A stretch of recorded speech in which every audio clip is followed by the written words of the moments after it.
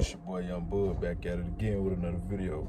Alright, now as requested, we had the range with it. It's been long overdue. I've been needing to get some shots in myself anyway, but we got the range with it. To see me shoot. We also finna have fun, man. You can't forget that. You gotta have fun too. Finna get in here, finna get everything set up, and I'll see y'all in a minute.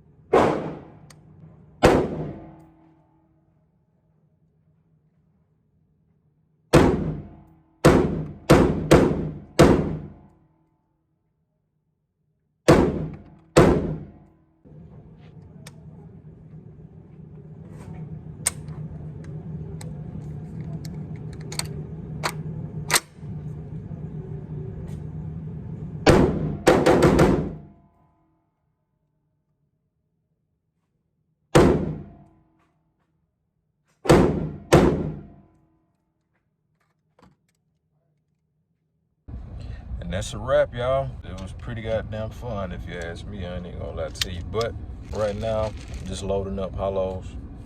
I always do that every time I finish a session, or finish a range visit or a session, whatever you want to call it. Loading it up, putting it back on my hip.